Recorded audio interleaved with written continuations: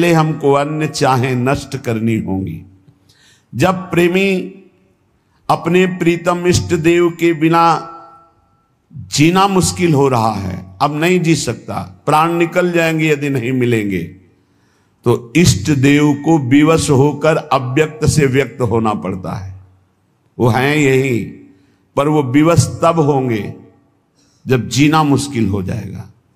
मदन टेर में एक संत रहते थे जो बाह्य नेत्रों से रहित थे, जिसे नेत्रहीन कहा जाता है, लेकिन वो वास्तविक अंधे नहीं थे।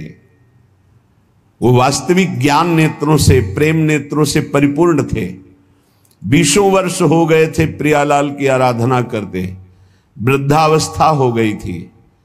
अब उनको एक एक मिनट भारी पड़ने लगा कि प्राण निकलने का समय आ रहा है और प्रियालाल का साक्षात्कार नहीं हुआ। मैं तो दोनों तरफ से गया, बाहरी नेत्र है नहीं, अंदर के नेत्रों में झलक नहीं रहे, तो जीवन व्यर्थ, चिल्ला चिल्ला कर रोना आया। जब हम प्रभु के प्रीतम के मिलन की चाह से युक्त हो जाते हैं तो एक एक क्षण जीना मुश्किल हो जाता है। वो विकल होकर रोने लगे और विकल होकर कहने लगे कि हमें लगता है ये सांवरे सरकार बहुत कठोर हृदय के हैं, इनके संग से हे लाडली जो आप भी कठोर हो गई।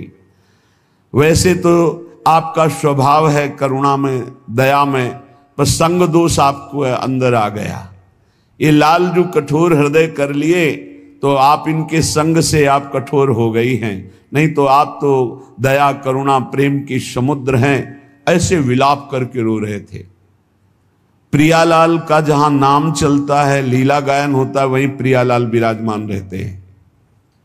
नाम बाणी जहां श्याम श्यामा तहां, नाम बाणी सुनत श्याम श्यामा सुबस, नाम बाणी निकट श्याम श्यामा प्रगट। विश्वास करो, जब आप नाम जप कर रहे हो तो प्रभु आपके पास हैं। जब आप लीला गायन कर रहे हो, वाणी जी का गायन कर रहे हो, तो प्रभु सुन रहे। अब उनको तो पता नहीं था, श्री जी सुन रही थी वहीं पास में, भूल गए, अपने आप को भूल गए।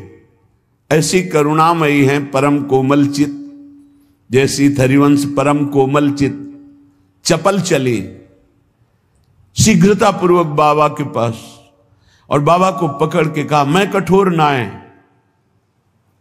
लालजू ने कहा अरे छुप छुप के आनंद ले रहे थे ये भोरी प्रियाजू ने तो भेद ही खोल दिया, तत्काल पकड़ लिया। कौन हो तुम? अपार आनंद हो रहा है। श्री जी ने कहा ये तुमने कैसे कह दिया बाबा कि लालजू के संग से मैं कठोर हो गई हूं? मैं कठोर ना है तो मैं कैसे जानूं कि आप हमारी स्वामिनी हो? मैं तो आंखों से अंधा हूं, आपको देख नहीं सकता। श्री जी ने कहा देखो ना, स्पर्श किया, दिव्य नेत्र प्रकाशित हो गए। देखा सामने मंद मंद मुस्कुराते हुए लालजू की बहुत चतुर हो बाबा। लाडली जू इतनी भोरी है कि समझ नहीं पाई तुम्हारी चतुरता और वो अपने को रोक नहीं पाई और तुम्हें स्पर्श किया। जब लाडली जू को देखा चरणों में साष्टांग लौट गए। प्यारी जू अब मेरे नेत्र अंधे कर दो, बस मुझे और कुछ नहीं देखना। आपको देखा बस इसी को बसाकर मैं अब कुछ नहीं देखना चाहता। यहां हम इस प्रसंग से ये देखते हैं कि जब हमारे हृदय में मिलन की भारी व्याकुलता होती है, उससे पहले हमारे प्रभु हमारे पास विराजमान होते हैं। बस मिलन की व्याकुलता होना ही उनके साक्षात्कार का उपाय है। और ये होता है खूब लीला गुण गायन, नाम जप, अन्य चाहों को मिटा दिया।